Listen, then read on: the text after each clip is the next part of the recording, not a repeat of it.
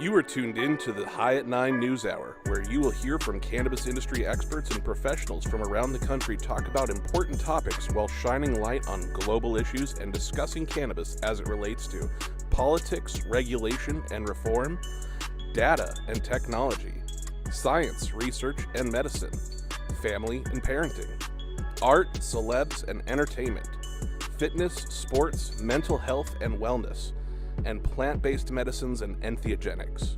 Together, we are building a stronger community, fighting the stigma and creating change. With your hosts, Jason Beck, Rico Lamitte, and Nicole West, joined by special industry expert correspondents from around the country and daily antics brought to you by Cannabis. Coming to you live Monday through Friday at 9 a.m. Pacific Time. Thank you for getting high at 9 with us.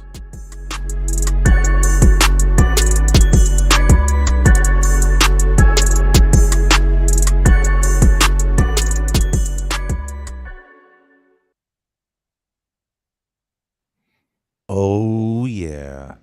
Happy Thursday, everybody. Happy Thursday. It's Thursday, August 26th, and you are high at 9 with us. We have a lot of amazing stories today, but we have to first play our commercial.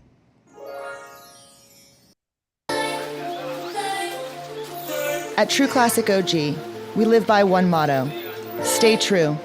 We stay true to our legacy cut of True OG that's always fresh, piney, gassy, and delicious. We represent the spirit, hustle, and diversity of our great city of Angels, and we stay true to the spirit of this plant, doing everything in-house to ensure that you get the highest quality and consistency with every batch. And that's what's made us LA's favorite OG. True Classic OG. Stay true, Los Angeles.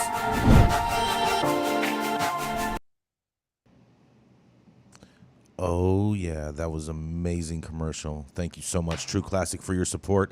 But coming up first today, we have Rico Lamitte. He's the dope dad that loves babysitting and daycares. Not to mention he loves speaking on TEDx panels.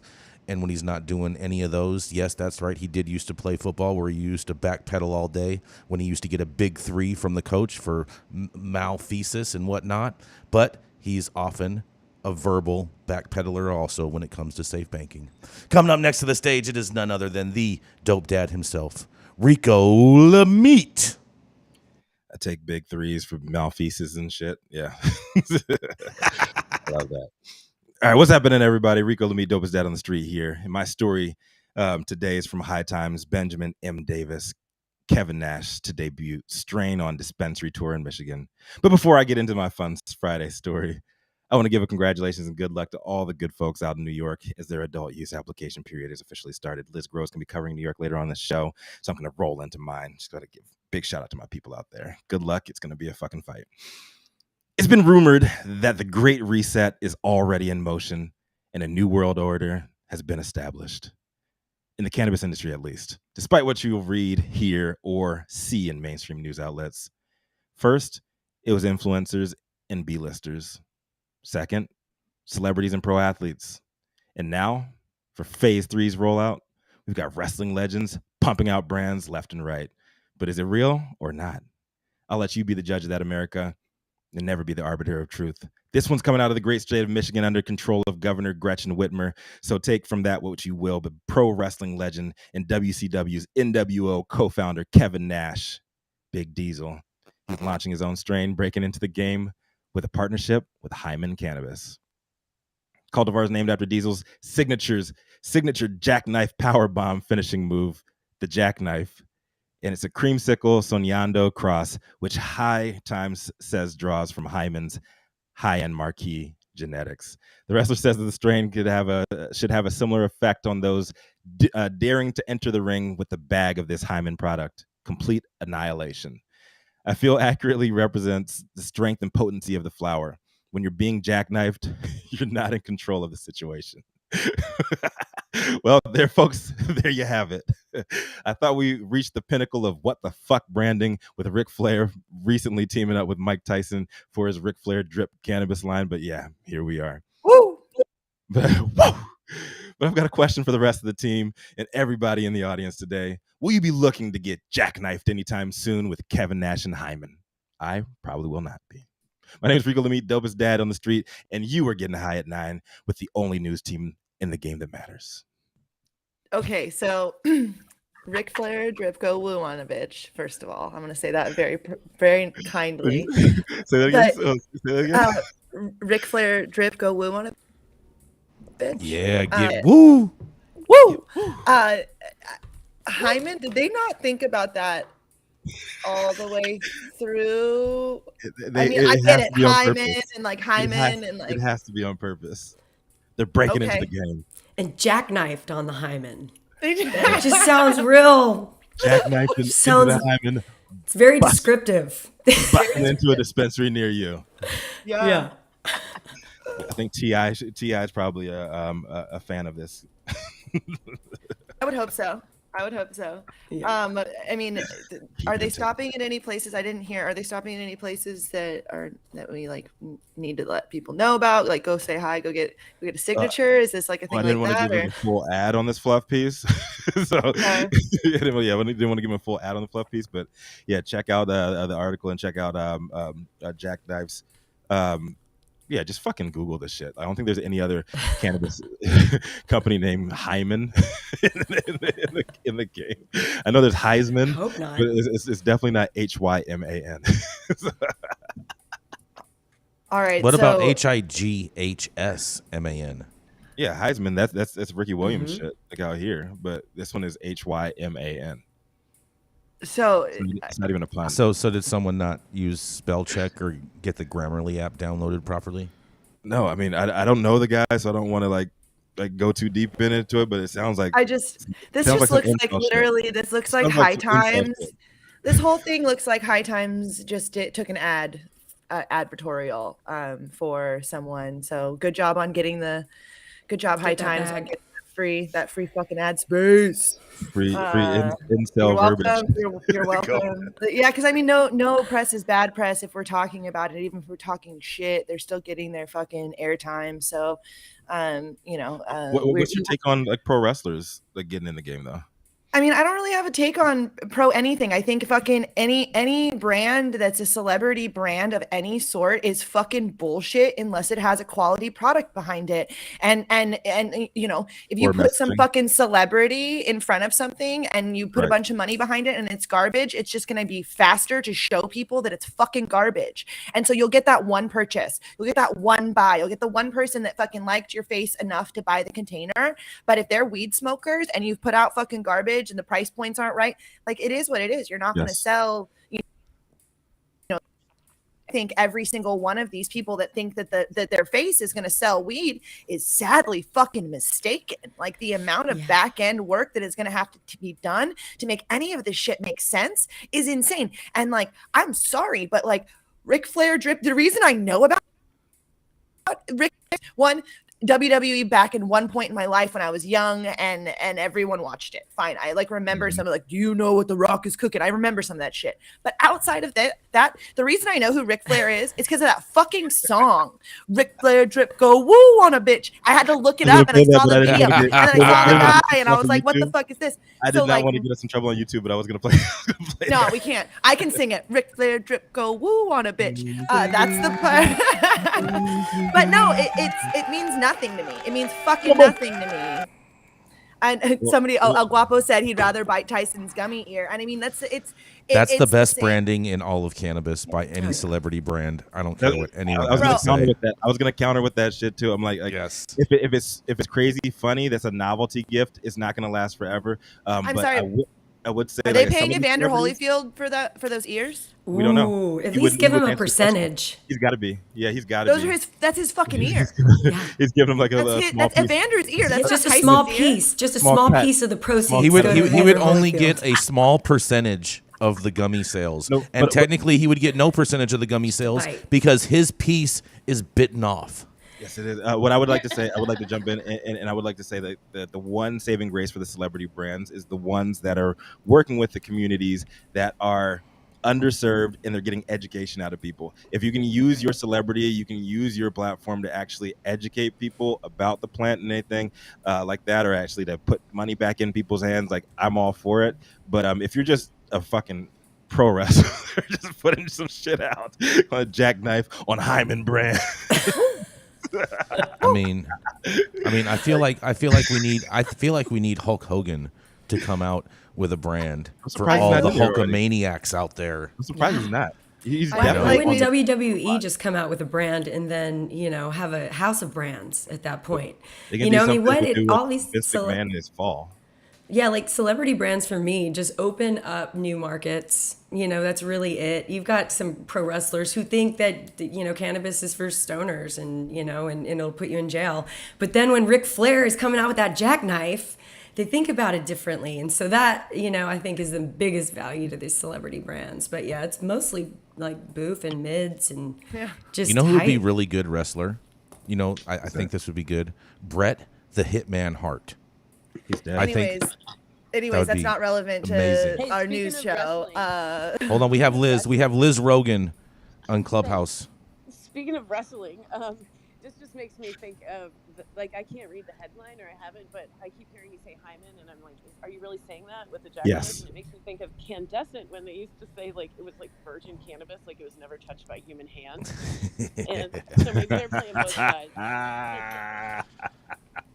Oh yeah. That is funny. That is Yes. funny.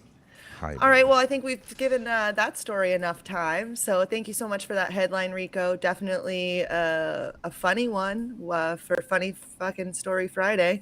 Up next, we have Mr. Jason Beck. Jason is the longest running retailer in the history of cannabis, the highest Republican any of us know, and also our very own Kaiser Brose.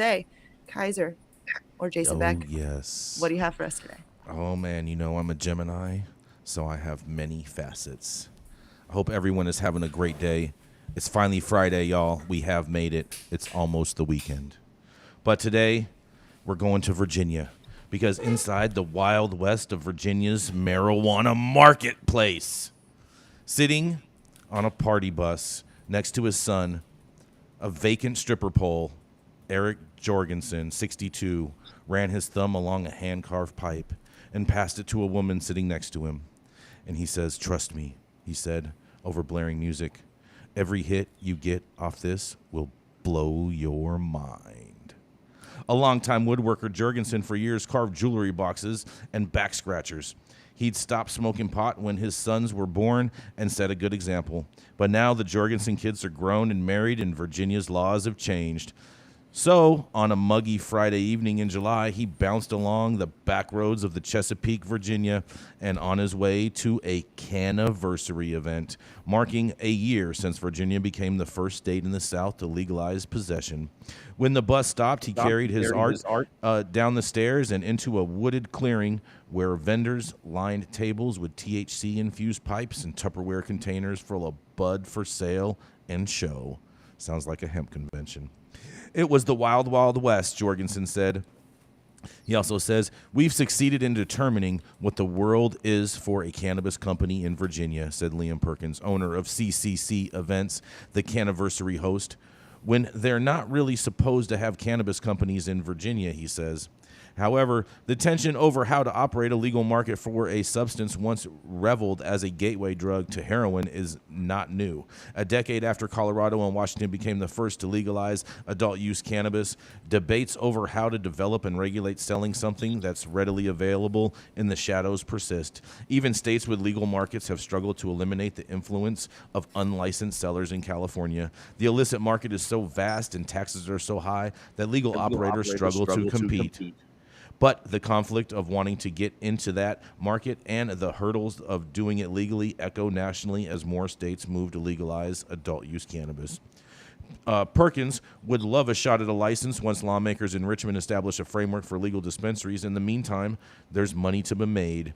Perkins knows there are other pop-up events and vendors around Virginia Beach with less regard for the rules. He could go rogue and just hope the police have other things to worry about, but he also knows that distributing more than an ounce of marijuana but less than 5 pounds is a Class 5 felony in the Commonwealth.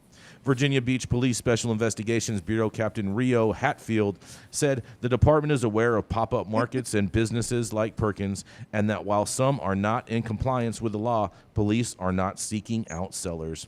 They mainly work off complaints and aim to first eradicate people about the complex, or educate people about the complex laws.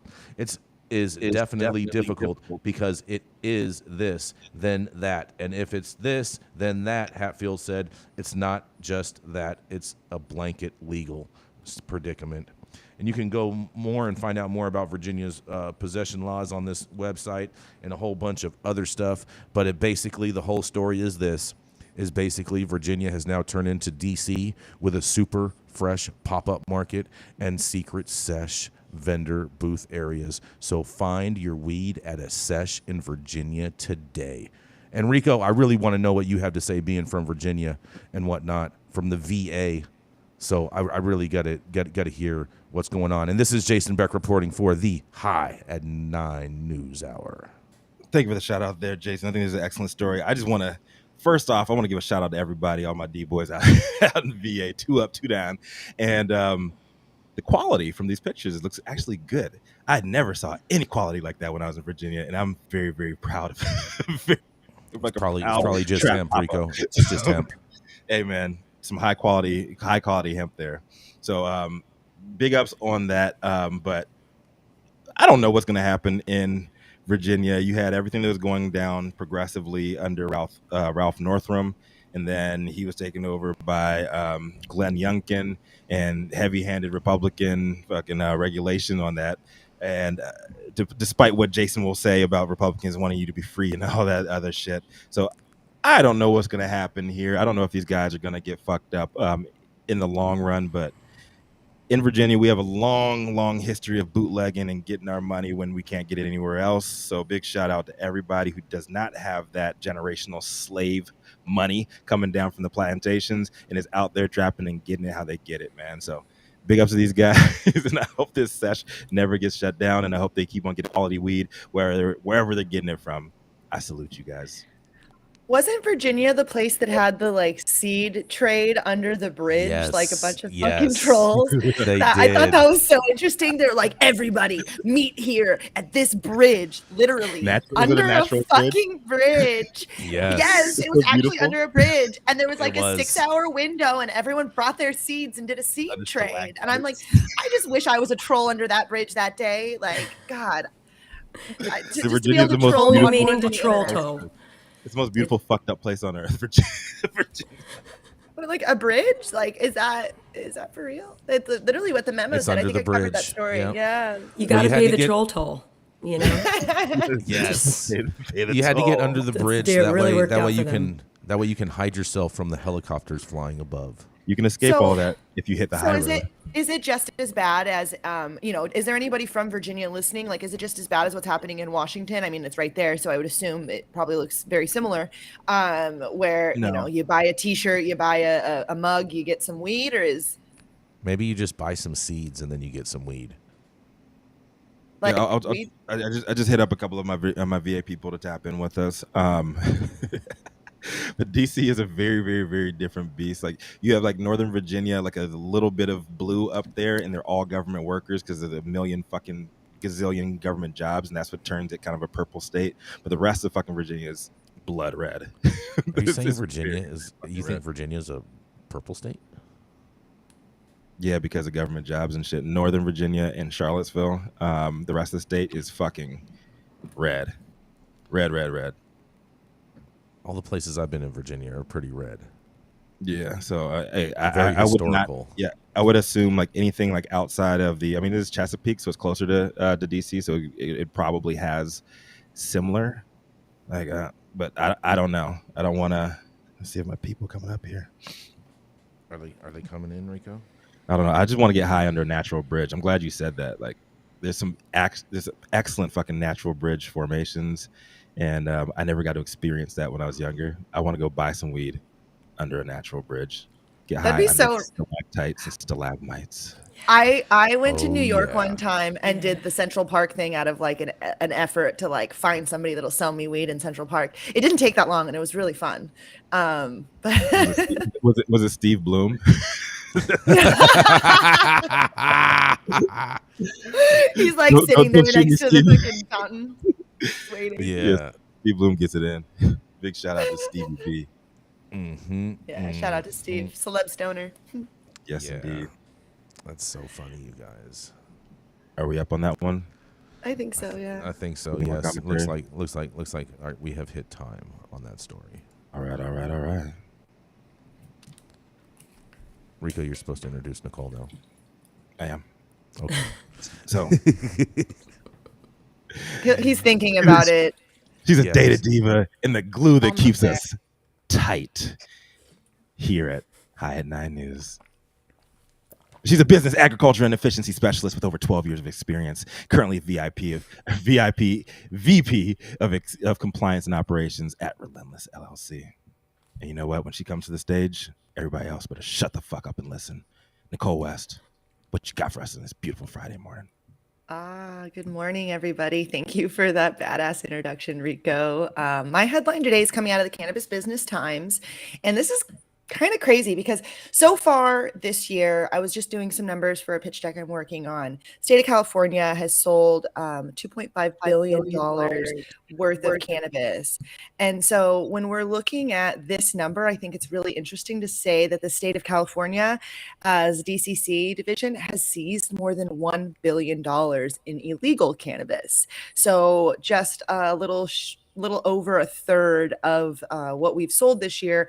And 2022, within the past year, we've seized. So the California Department of Cannabis Control, or the DCC, has announced that it has played a role in seizing more than $1 billion in a little more than a year.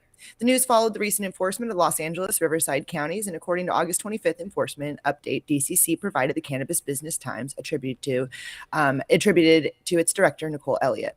Since the creation via the consolidation of the three agencies, which anybody who wasn't paying attention a few years ago, California had this fucked up system where retail had one agency, cultivation had another agency, and manufacturing had another agency. The cultivation answered to the Department of Ag, manufacturing answered to the Health Department, and the BCC, or the Bureau of Cannabis Control, managed retail. And it was a fucking disaster to have any understanding of how these businesses actually worked together. So since the creation of that consolidation of the three agencies 13 months ago, the DCC's law enforcement team has led and been involved in the issuance of 232 search warrants.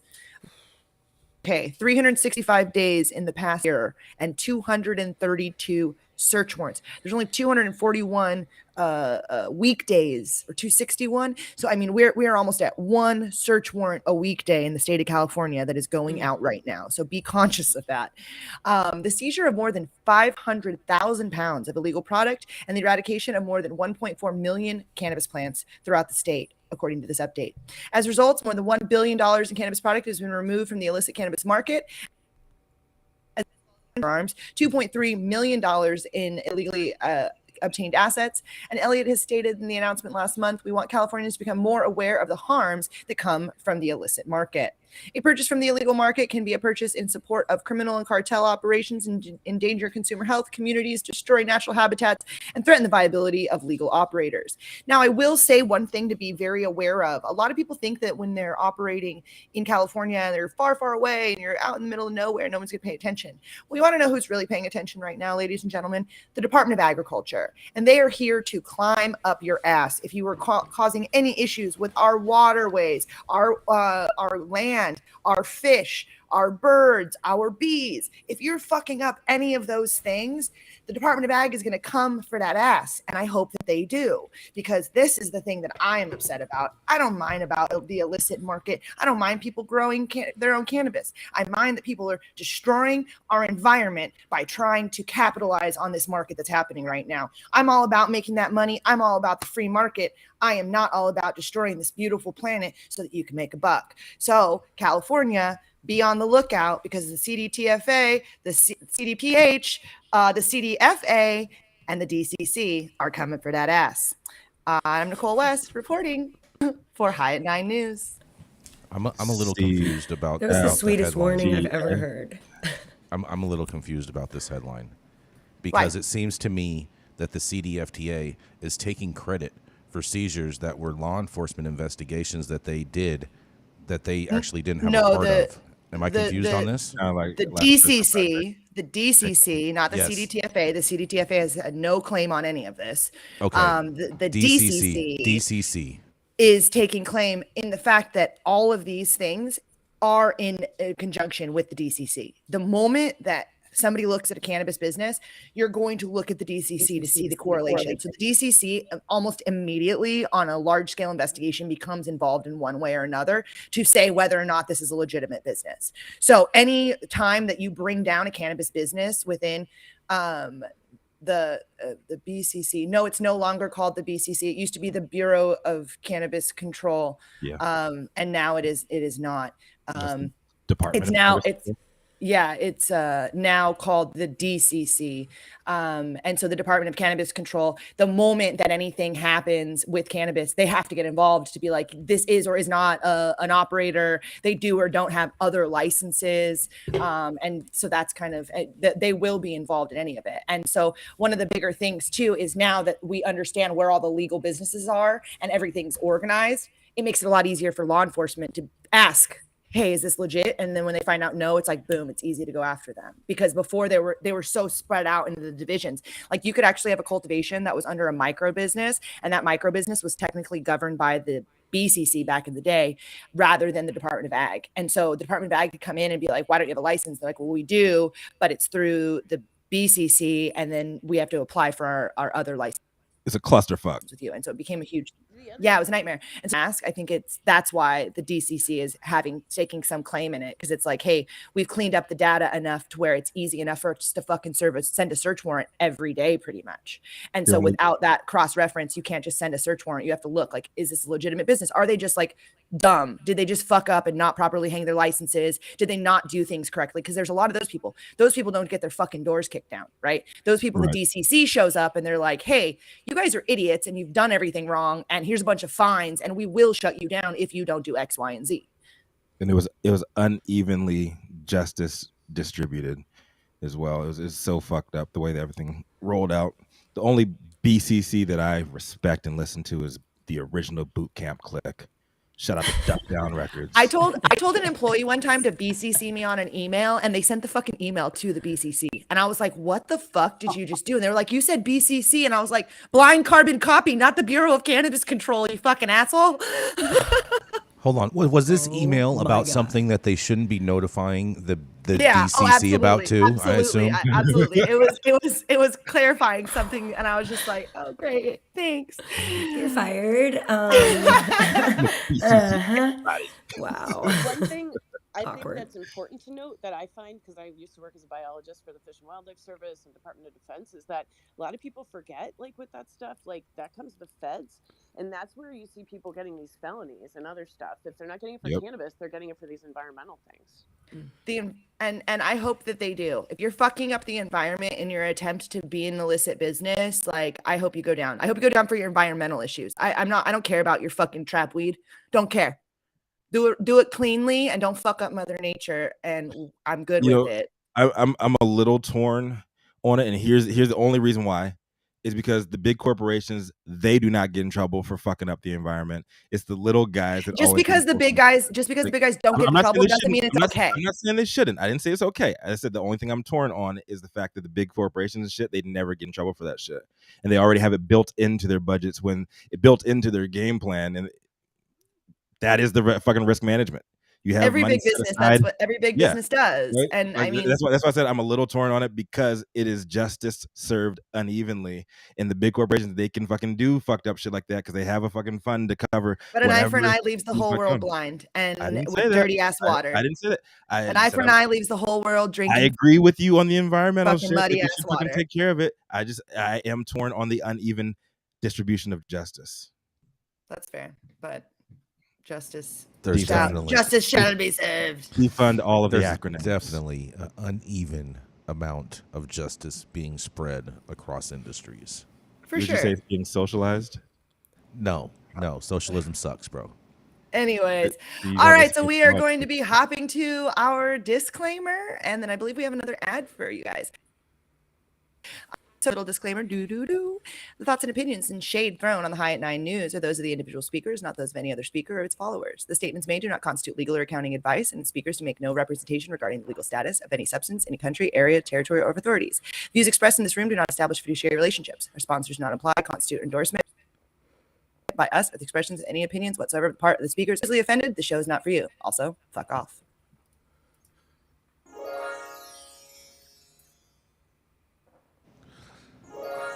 Oh, yeah. Flying into LAX and you want to taste some of the best weed in the world? Then stop by LAXCC, the closest dispensary to LAX. Located at 8332 Lincoln Boulevard and open from 8 a.m. to 10 p.m. 7 days a week. Always make LAXCC your first stop when you touch down in LA and score like a winner. And don't forget to tell them I sent you and mention that you like to get high at 9 for 10% off your full order.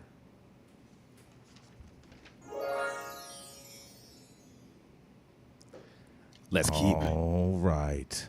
Coming up Rolling to next. our next story. Oh, What? I'm supposed to go, right? Oh, go ahead then, Rico. Yeah, it's me. Come on, bro. Yep. Come on, man. I even went to LAXCC yesterday, bro. What the fuck? Get it. All right, man. Let's roll into the next story. This multi-talented attorney is the founder of a bi-coastal boutique cannabis law firm with offices in California and New York. He's also NCIA director, a legal publisher, author, ganjier, and purple belt in high-style Brazilian jiu-jitsu, reserving his right to fuck you up anytime if you fuck with his knowledge, weed, or hands, all of which are registered weapons with all these alphabet boys. Omar Figueroa, what you got for us today, my man? Thank you, Rico. Happy Friday, everyone. My story is from Reuters by Jenna Green. The headline is Church Where Cannabis and Magic Mushrooms Are Sacrament Claims Discrimination in Permit Fight. There are no steeples or stained glass adorning the side door church of entheogenic plants in Oakland, California. Instead, it's housed in an anonymous beige building across the street from an auto body repair shop, lower windows protected by security bars. Notre Dame, it is not. But the church, which views cannabis and psilocybin mushrooms as sacrament, has launched a novel legal fight against the city of Oakland that intertwines local zoning grievances with constitutional allegations of religious discrimination. Think Grateful Dead meets Harvard Law Review. As a growing number of localities, including Oakland, decriminalize magic mushrooms and other so-called entheogenic plants, lawyers say that conflicts over the parameters of use may become increasingly common. Cases like this will continue to arise, one lawyer said. The suit illustrates the difficulty in determining what is a religion, as well as foreshadowing problems with how to regulate religions that want to use plants as part of their practice. Side Door founder Dave Hodges did not respond to questions about the case, and neither did the church's lawyer. On its website, Side Door lays out what it calls the foundation of our church, which is part of the non-denominational interfaith Church of Ambrosia. Believers theorized that long ago, monkeys ate psilocybin mushrooms, triggering spiritual visions that compelled the primates to try to explain what they saw to other monkeys. Magic mushrooms were the reason for the evolution of both abstract human communication and the concept of religion itself, Side Door says, monkeys trying to explain God to each other. The church, which says it has held several hundred religious services since it opened its doors in February 2019, embraces the use of entheogenic plants like cannabis and mushrooms.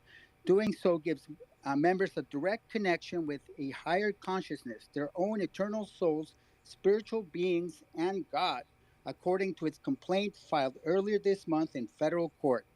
Cynics might roll their eyes, but the sentiment is not out of sync with a resolution passed by the Oakland City Council in 2019 stating that entheogenic plants can catalyze profound experiences of personal and spiritual growth. Investigating or arresting adults for using such substances was to be amongst the lowest law enforcement priority for the city of Oakland. Nonetheless, police raided the church in August 2020 after receiving a complaint that it was operating as an unauthorized cannabis dispensary, a claim that the church denies. Per Side Door's membership agreement, the church's cannabis is collectively owned by the members. Any cash payments are not a retail sale, it says, but are merely meant to reimburse the church for the time, travel, laboratory testing, maintenance, and upkeep of the sacrament provided within. So, like passing the collection plate before taking communion, for that matter, churches don't need a liquor license to serve wine. Should an equivalent standard apply here? A video that Hodges posted to his Instagram account shows a swarm of officers with guns drawn entering his church. According to Hodges, they seized 200,000 in cannabis and psilocybin mushroom products, which have not been returned. The police also allegedly took 4,500 in cash. The complaint alleges that search was unlawful and violated the plaintiff's Fourth Amendment rights. But the primary focus of the suit is on something far less dramatic: Oakland's land use regulations. The church faces a fundamental problem. There are no locations zoned for the religious use of entheogenic plants, and permits are required for all establishments in the city, leaving Sidor in limbo. The plaintiffs argue that Oakland's land use laws impose a substantial burden on the exercise of religion in violation of the Religious Land Use and Institutionalized Persons Act, which protects churches and other religious entities from discrimination in zoning. Still, there's a threshold question for the court to consider. Is this in fact a bona fide religion? Sidor isn't the first to claim a religious exemption for using or distributing otherwise illegal controlled substances. For example, the U.S. Supreme Court in 2006 ruled that a congregation in New Mexico could import and use hallucinogenic Huasca tea, pointing to the sect's sincere religious practice. But 10 years later, the Ninth Circuit Court of Appeals was not swayed by two ministers of the Hawaii Cannabis Ministry, who said they were exercising their sincerely held religious beliefs by using and distributing large quantities of cannabis. In evaluating such claims, courts will often look to objective indicia of sustained involvement in the teachings and practices of the claimed religious tradition. But if teachings and traditions are scant, it is easier for the court to say the church is seeking to cloak the activity in a fig leaf of religion and reject the claim. Sidor last year did apply for a permit from the city of Oakland. The application remains pending, though the church said it views it as a futile exercise. That could result in an anticlimactic procedural ruling. The court might simply say that the church's administrative remedies have not yet been exhausted. A decision on the merits, though, could open a Pandora's box of new legal issues. We're at a crossroads right now, added a lawyer who is a member of the Psychedelic Bar Association and predicts psychedelics will ultimately follow a very similar path as with cannabis to legalization. But in the meantime, expect a long, strange trip. My take is that this case will be closely watched by my fellow members of the Psychedelic Bar Association. If successful, it will provide a blueprint to follow. If unsuccessful, it will be a lesson in what not to do. I'm curious to hear what everyone has to say. The headline is Church Where Cannabis and Magic Mushrooms Are Sacrament Claims Discrimination in Permit Fight. This is Omar Figueroa, lawyer, publisher, and Ganjier instructor, reporting for Sonoma County for the High at 9 Cannabis News and Opinion Hour. Omar, did it say what religion they were trying to say they were? The Church of Ambrosia. And what is that? Is that a religion? That's not a religion. Ambrosia. So that's, they claim it's a form of shamanism. I think that's one of the weaknesses. But shamanism is not recognized by the federal government as a religion. So like we go back to the same thing that we had before when people tried to do it for weed. Like it's the same problem. When you don't recognize the federal government as an entity.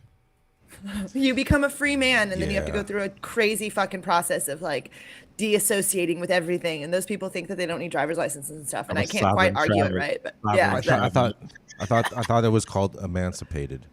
No, that's when you're like a minor. The United States is the land of new religions. You know, we cannot have establishment clause violations where certain religions are preferred over others. Absolutely. It should be easier to get your religion accepted if it's we're the land of free religion, if that's our thing. Like, because I'm not trying to shit on religion, but Rastafarianism either. They still have not recognized Rastafarianism, and like Rasta is a fairly old religion that's been attempting to get recognized, for a very long time. Right. There is some federal case law that recognizes Rastafarians' right to use cannabis even on federal land. It's pretty awesome. Which is amazing, but it still hasn't given them like IRS distinction to be able to get meanwhile, crap load dollars out there getting private debts. Can you imagine if the federal government gave the Rastafarian Church tax exemption, there That'd would be be rad. Rastafarian churches all throughout all of the states. Shut the fuck They up, would, they would be bro. all throughout Texas, and it'd be like the only place you could smoke weed at. Yo, like That's the right. price would implode. Like I the mean, price of fucking weed would fucking. It would go insane. I think And that then- would be amazing. And then no one would have to pay we should just give taxes weed. on their weed. We should give weed to the Rastas. Like Yeah. that No- would, if anybody deserves it, it's them. Yeah, And but then no they one would sell it have to back pay to us. taxes on weed because it would fall All under the that same religions, the exemption. Rastas deserve it. To get the. They just to want to get be the left tax alone. rebate. You know, Yeah. they don't even need to be given anything. They just want to be left the fuck alone. That's I why they think go we up in need- the mountains and do what they do, even persecuted in Jamaica, you know? But they're primarily black, so they will never be left alone. I think we need to start a Reality. campaign to make Rastafarian an official religion, and then every cannabis operator definitely- needs to fall under the already Rastafarian several. religion, There's and then we will definitely a not few. have to pay any tax or deal with metric or Okay, biotrack Jason, or anything. we're done, Jason. You're done. We gotta introduce. You gotta introduce the next No lab guest. testing, We're, no we're, nothing. we're Yeah, at no time. lab Omar, testing, no thank you for anything. that story, but like, shut the fuck up, Jason. Let's go. Run it. It'd be Run so the- run the next organic. guest. Come on. It'd be Next so guest. organic. Next guest. Okay. All right. Coming up next, this doctor has been around so long that he probably wrote your parents' medical cannabis recommendation. This doctor has had more patients than liberals waiting in line at a President Biden book signing. The founder of Medican and co-founder of CESC, the nonprofit cannabis research organization. It is none other than the Dr. Gene Talleyrand. Hi, everyone. Thanks, Jason. Good morning. So not all studies are the same. There are good studies. There are bad studies. Some studies provide preliminary evidence, sort of like clues to a crime. Today's headline is about a preliminary study for a problem that rarely happens. My headline today is Medical Cannabis for Pain is linked to slight rise in heart trouble, from U.S. News and World Report by Amy Norton. Dr. Nina Nurevesh presented findings from a preliminary study at a European Society of Cardiology meeting in Barcelona, Spain. In Denmark, there are 3 approved forms of cannabis, all taken orally, says researcher Dr. Nurevesh.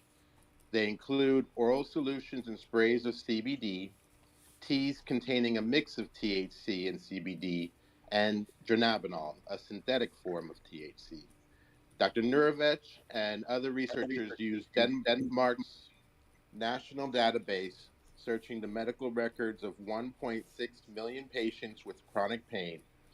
Just under 4,600 were medical cannabis patients who had filled at least one prescription for the 3 available forms of cannabis. The study found that those patients who used prescribed cannabis were 64% more likely to have a heart arrhythmia in 6 months. Does this sound bad to you? It isn't. 0.9% or 4,140 patients who used cannabis had arrhythmias, whereas 0.5% or 800,000 patients who didn't use cannabis also had arrhythmias. The relative risk seems significant, but the absolute risk is actually very low. If you don't pay attention to the math, you can be misled. It's known that cannabinoids can influence heart rate, blood pressure, and blood clotting. Add those facts to this study, and some people may start to worry. Robert Page, a professor at University of Colorado Skaggs School of Pharmacy, sounds concerned as he comments on the study. Just because something is natural doesn't mean it's safe, he says. 2 out of 3 of the prescribed products in this study are not natural. Why does Professor Page make a comment on natural medicine? I'm not sure. I don't even know why the quote is in the article. People with chronic pain often have other health problems and take multiple medications. In this study, 42% of the patients prescribed cannabis were also taking opiates. Only 12% of patients not taking cannabis were prescribed opiates. That's an important difference, says Dr. Jim Chung, chairman of the American College of Cardiology. Opioid use typically signals severe pain, which itself could trigger arrhythmias. Dr. Chung also notes that some arrhythmias are more serious than others. and it's unclear whether cannabis is associated with specific types of arrhythmias. We've seen doctors change careers to become politicians. It's also clear that headlines like these are sometimes used as political maneuvers. To uncover truth, scientists discuss or debate facts and repeat studies. As well, scientists should take a good look at study design and statistics to make conclusions. The answers are not always clear. This story may be a political maneuver or just a misunderstanding of the math by the author. Remember the adage, don't believe everything you read, especially when it comes to this article about cannabis in U.S. News and World Report. This is Dr. Jean Talleyrand reporting for High at 9 News. Thank you for covering this, Dr. T. Like, this is why it's so important. What we do on our show is like go deeper on these headlines, because you can't trust the fucking headlines at all. And the best part is this headline was like everywhere. When I every morning I get up and I'm like, what story am I gonna do today? And I'm like Googling like fucking cannabis, Shit. And it was just like I have to like delete the fucking duplicates or like remove the duplicates because like that ad got run and in like it looked like in a PR campaign because when you see the exact verbiage over and over in like 50 different fucking publications, it's a PR campaign. Whether or not it be from like the Department of Health or some crazy person that's like trying to bring down weed politically, but like it was very much not unique journalism for one place. Would you agree, Doctor? Do we know who? Sorry. I noticed that too, Nicole. I was wondering who is funding this or what's going on. Is this pharma? Because I saw it everywhere. Everywhere. Mm-hmm. Who pays Amy Norton? I was gonna ask who funded it. If you guys know that, because that's why I'm following the money right now. I'm knee deep in the rabbit hole. Oh boy, it's like a canine unit sniffing for cash. Oh boy. How much money did you find, Rico? Just $17. That's definitely That's definitely not enough to pay for a press release, Rico. It was an inheritance. All right. Your inheritance. Healthcentral.com. Thank you, Dr. Talleyrand. That was a very interesting story, and I appreciate it being covered by a doctor, and I'm glad that it got covered by a doctor to have a very, clear understanding of what that actually was.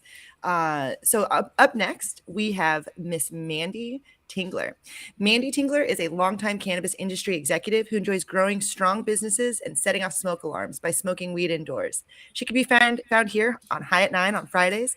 Mandy is determined to showcase the world that cannabis using moms can toke all day and still kick ass parenting and business tactics. Mandy, what do you have for us today? Good morning, friends. Today I've got a little story that's kind of hitting a little close to home. So this one's headlines is The Long Fall of High Times. Bum, bum, bum, bum.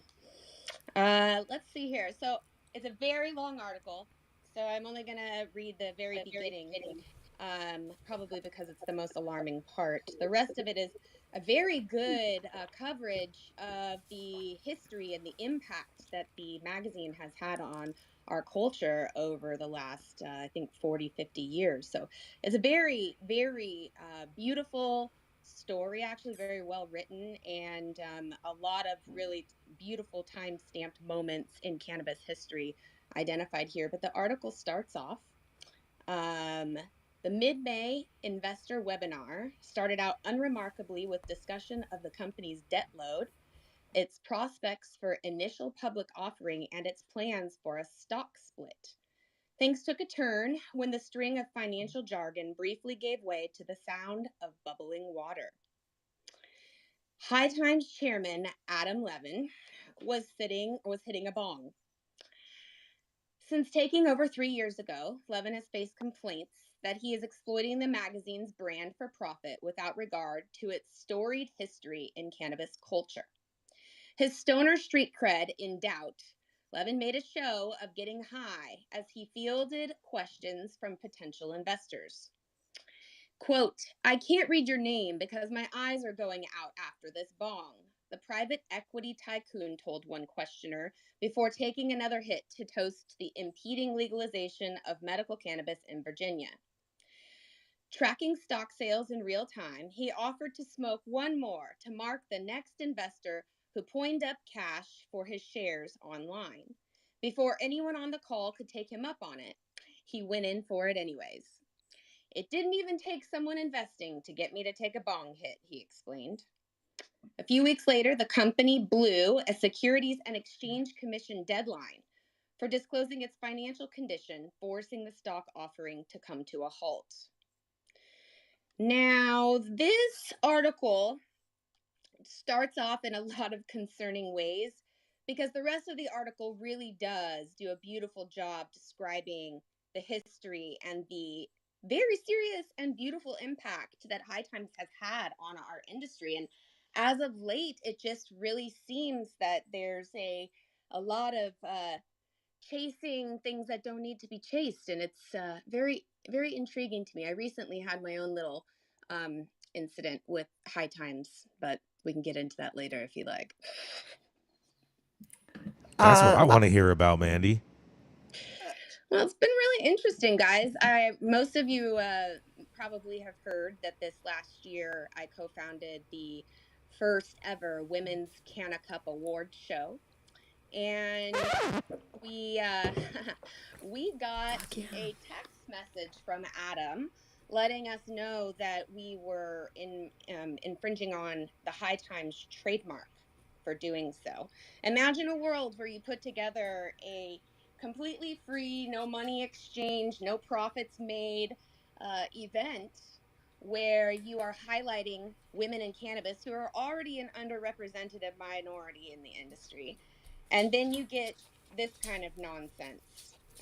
It's really been an Was the mark that they got you on Cannabis Cup? Did you put those two words together? I've seen a couple of their. Yeah, it was. Oh. That's what they came after. But we actually did Canna Cup as like one word. Okay. Together. Okay. Yeah. And because that's the mark that they own, that they are pretty aggressive about. I've seen there's another person that owns Cannabis Business Awards as a mark. There's another person that, and so like there's a few marks out there that are very interesting trademark infringements that if you're not careful, that people can be assholes. It sucks. But I do want to make mention, like, everyone needs to, like, we definitely are watching High Times just have a very, like, digger moment, like, in a lot of situations. They are the most iconic brand in the history of cannabis, and everyone has to give their hats off because they have literally helped the evolution of connecting, cannabis folks around the globe longer than anybody. But my personal opinion is that they're trying to do too much for too many, and a lot of times how do we you fix try, that? I'm not. That's not my problem. But right, rally around them. I maybe, I don't know. I'm not sure that I don't have a solution. I have a comment on what we're watching is them trying to do 100 different business models all at the same time. And that's, it's really hard to be great at everything. And they were great at connecting us around the world. And like, they should have really leaned in on that. And I'm not sure, like, their website has something to be missed, and like for them to be the most iconic name in the world of cannabis to have missed the mark on like having a sick ass fucking website and having all of the connectivity, and I think they're catching up, but I don't know. They got complacent, but I think like such an iconic brand in our industry, a lot of us wouldn't be where we are today. The culture, would there even be a culture? Exactly. That's what I'm saying. I heard High Times. No, there would definitely be a culture. I just wanted to make sure that we understand that they're. Should we rally around? I think community. No, because they've changed. They're different now. They're not the same. They're not the same that they used to be. They're a different company. It's a different company altogether. It's a very different company. The squad that we all remember, that we all like know and love, like it's different. It's different. We care about you. It's real different. What were We the care word? about the iconicness of that brand. I don't know that we care about as much of the way that they're treating people in the industry now, because it's different. It's different people. It's different. It's run by different people. I mean, It's even owned the by different competition people. is totally different. You have so The much competition intrinsic is value. totally with that different. name. It different.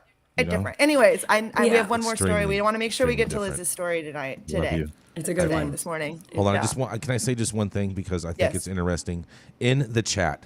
Okay, in our online chat, people can Online go chat. in and talk. Yes, Chat. Guapo, who often Guapo, is one of our big Twitterers. He 3000. says he calls it Hanging Chad's Magazine now. That's really good. I saw That that. one got me. That one got me. He also said it was the first time Chad's entered the industry was with High Levels to Times. that one. There's layers to that one. I like that. It's I good. don't know if that's necessarily true. The triple Liz one Grow. times in there. I'm not. Yeah, I'm The just Chads- reading the the Chads have comments. been Just around. cracking up here. Yeah, man. the No, Chads have hanging been around Chads. long before High Time went corporate. Yeah. Since around like 2000, right? Yeah. So the Chads really hung. Yes. Yeah. Yes. We're But Rico, I hanging think on you for have an dear life, introduction to man. do. We are in a simulation. All right, guys. Well, thanks for having me. This is Mandy Tingler reporting for High at 9. Thank You're you so amazing, much, Mandy. Thank you. It was awesome. At Saint Germain. No, Rico. It's Liz Grow. Hey.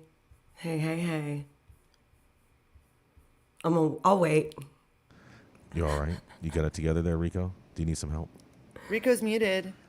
Can you guys hear Rico? I can't I hear cannot Rico. hear anything Rico is saying. Rico, you muted yourself. You can't hear me? Convenient. No, now I hear can you hear you. Very now we convenient. can. There's no convenience to that.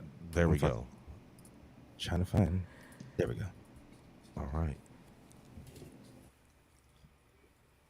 Dude, she doesn't have her fucking intro. In the It is Liz Grow. She has a show called Feminized, and she's from the great red state of Texas. And admittedly, she says she does not smoke any Delta 8. Coming up next to the stage and landing this plane is none other than the Liz Grow. Thank you guys for having me. My God, this has been an awesome show, and I'm so excited to share this story from today's New York Times. It is entitled New York Medical Marijuana Giants Struggle to Break into the Recreational Market. So when New York State awarded the first of 10 licenses to grow and sell marijuana in 2015, the winning bidders rejoiced at the opportunity to control a lucrative and untapped market. But they knew that greater spoils lay ahead. If New York were to legalize recreational cannabis, the medical marijuana companies would be well positioned to dominate the market as much as they have in states like Illinois and Arizona. But New York took a different approach, promising to put those who had been harmed by the war on drugs first in line for retail licenses, with the application process opening today.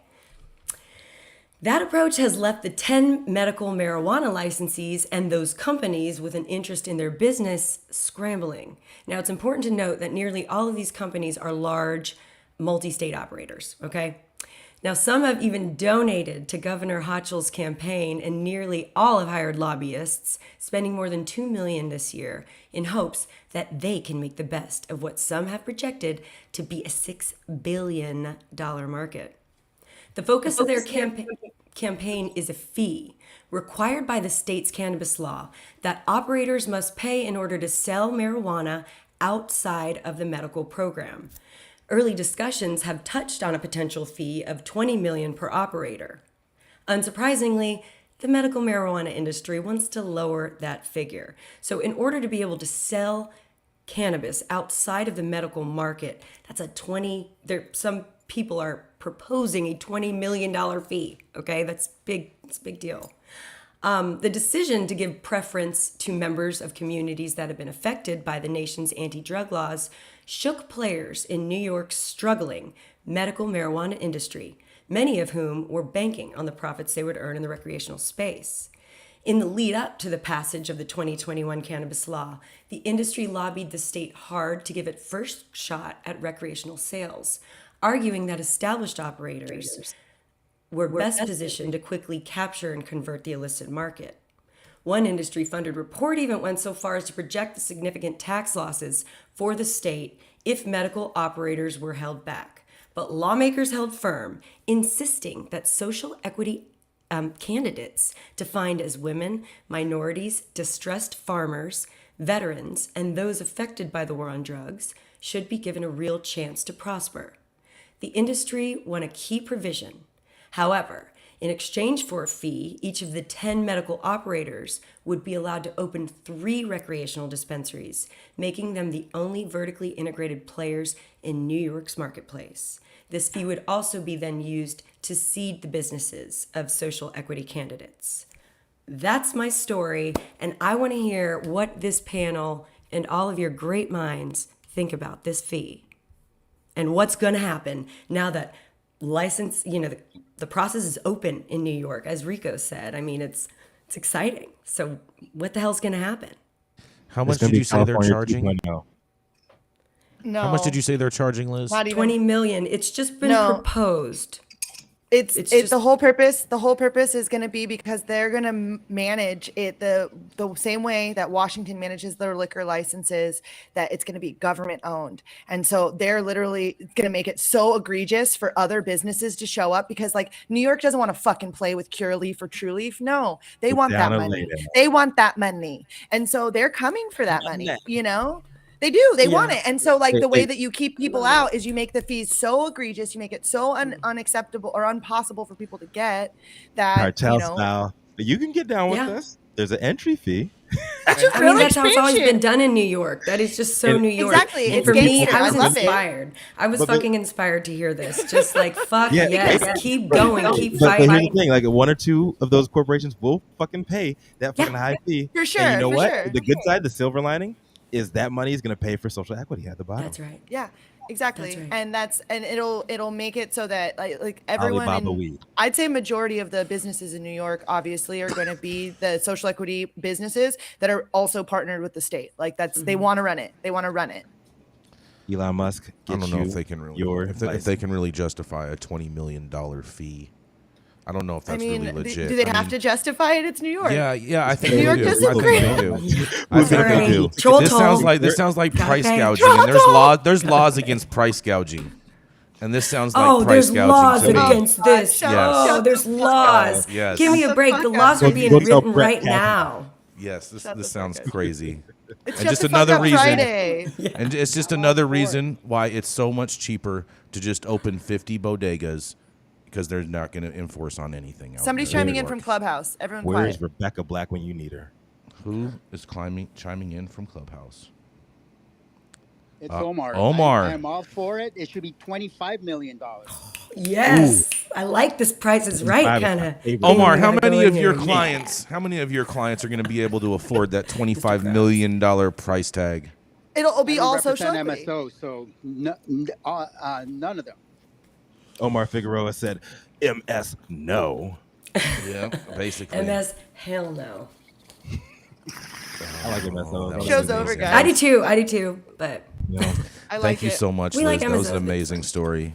thank you. We love Thank you hearing for- it. Federal government, because they won't allow everybody to be an MSO. We need interstate commerce. Yeah. That's right. We need Well, interstate commerce. That's right.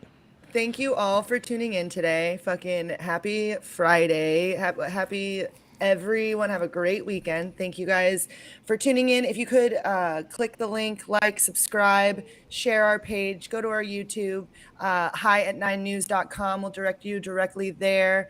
Thank you to all of the correspondents, everyone for chiming in. Rico, Jason, I love you guys. You're amazing. Thank you. And 3 is 4. Big shout out Thank to you, the 3 fucking is cat 4. in the back. Yeah. We've got a bunch of kitties that are back there just like. That's Thank you, right. kitties. You know, we play with the cats. Happy Oh, Friday. yeah. And Rico, where are you gonna turn? When life Go. gives you guys no place else to turn this weekend, you can always turn the fuck up. We out this bitch. That's right. It's the weekend, bro. It's Friday, everybody. I'm kind of upset I can't sing R. Kelly anymore. Bro. No. It's the freaking weekend. All right. Run the outro. Run the outro. Yes. Run it.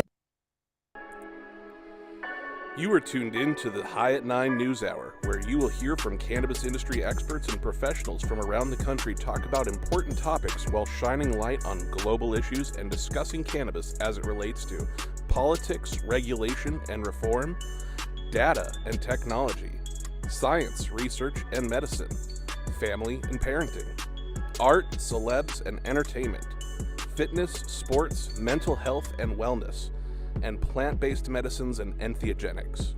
Together, we are building a stronger community, fighting the stigma and creating change.